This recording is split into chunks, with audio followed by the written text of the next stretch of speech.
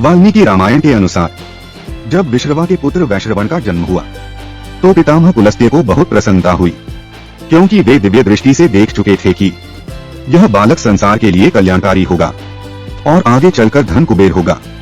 बड़े होने पर वैश्रवण ने घोर तपस्या की, जिससे संतुष्ट होकर ब्रह्मा जी ने उसे यम, इंद्र और वरुण के बाद चौथा लोकपाल बनने और अक्षय निधियों का स्वामी कुबेर बनने का वरदान दिया तथा एक तेजस्वी पुष्पक विमान सवारी के लिए प्रदान किया।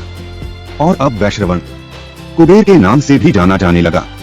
और जब कुबेर ने अपने निवास स्थान के बारे में पूछा तो उनके पिता विश्रवा ने उनसे दक्षिण समुद्र के तट पर स्थित त्रिकूट पर्वत के शिखर पर बसी विशाल लंकापुरी में बसने के लिए कहा।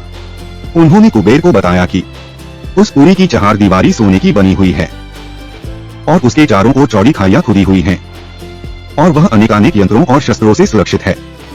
इसमें पहले वहां असुर रहते थे, जिन्होंने भगवान श्री हरि विष्णु जी के भय से इसे त्याग दिया था और सभी असुर पाताल लोक में चले गए, इसलिए लंकापुरी सूनी हो गई है। तब पिता की आज्ञा से कुबेर ने उस सूनी लंका को बसाया। एक बार एक ब्राह्मण से कोई अपराध हुआ। यह बात राजा जनक को पता चली तो उन्होंने उसे अपने राज्य से निकालने का दंड दे दिया।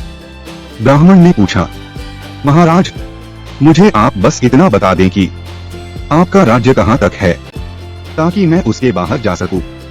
तब राजा जनक ब्राह्मण से कहते हैं कि आप जहां भी चाहे रहें, मेरा किसी भी वस्तु पर अधिकार नहीं है और संसार के सभी पदार्थ नश्वर हैं। शास्त्रानुसार न तो कोई अधिकारी सिद्ध होता है और न कोई अधिकार योग्य वस्तु ही है। आठ मैं किसे अपने अधिकार में समझूं। जहां तक स्वयं को पृथ्वी का अधिकारी समझने की बात है, मैं स्वयं के लिए तो कुछ करता ही नहीं हूँ। जो कुछ भी करता हूँ वह देवता, पितरों, भूत और अतिथि सेवा के लिए ही करता हूँ।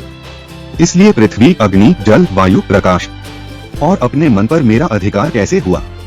यह सुनते ही ब्राह्मण अपने असली रूप में आकर बोला, महाराज, मैं धर्म हूँ।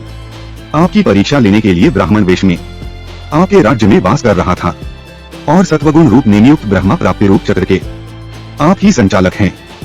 लाइक, शेयर, सब्सक्राइब कीजिएगा।